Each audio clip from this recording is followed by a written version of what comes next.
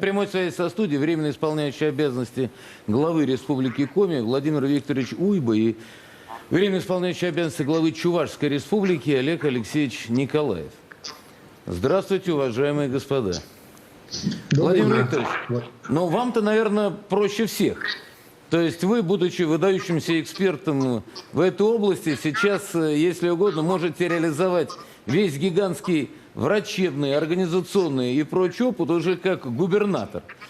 То есть знаете, как биться, знаете, с чем бьетесь, и можете обучить всех сотрудников даже личным примером.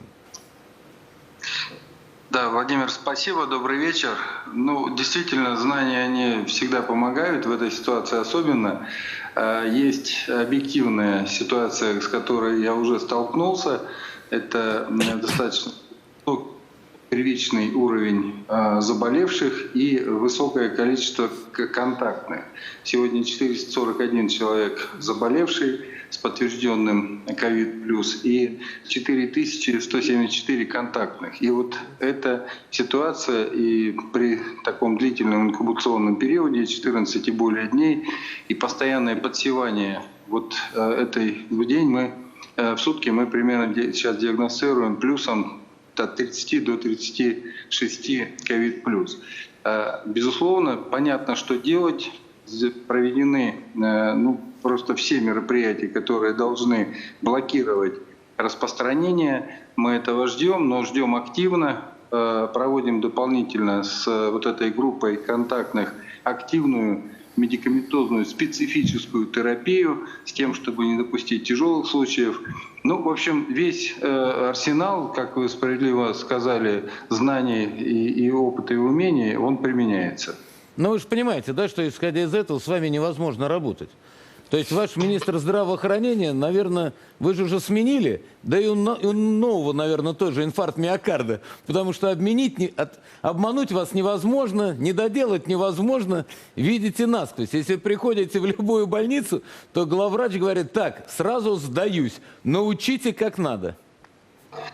Да, в этом смысле вы абсолютно правы. Тут бесполезно обманывать, все понятно. Действительно, к сожалению, министр ушел. Ну, видимо, тяжело просто стало человеку.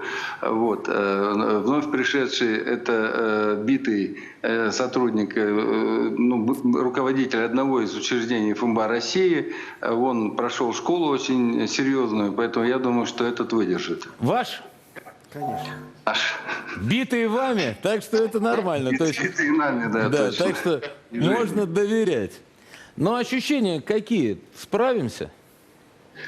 Владимир, справимся, безусловно. Единственное, что сейчас основная задача — это с наименьшими потерями, потому что инфекция непростая, инфекция очень коварная.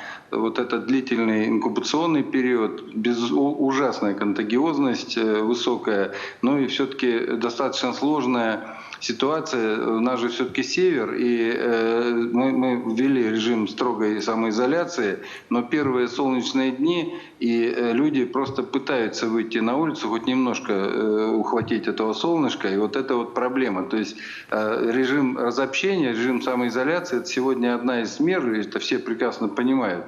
Ну, и повторяю, что вот социальная сегодня тема, она немаловажна и, наверное, не менее значимая, чем комплекс медицинских, санитарно-гигиенических мероприятий.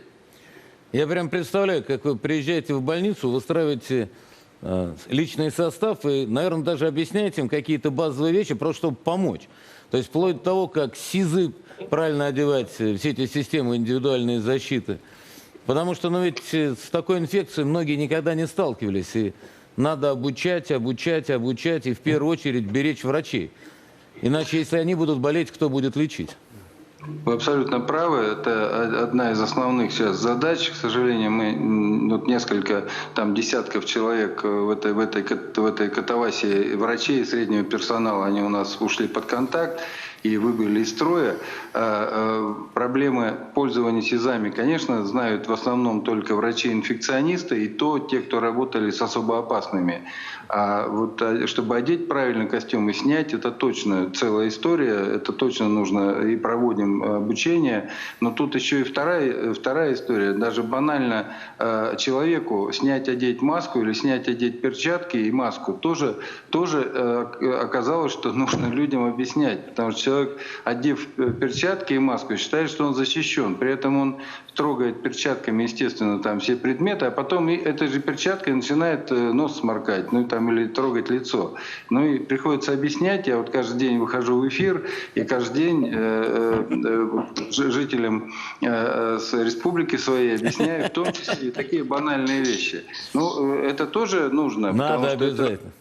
это элемент профилактики и очень важный.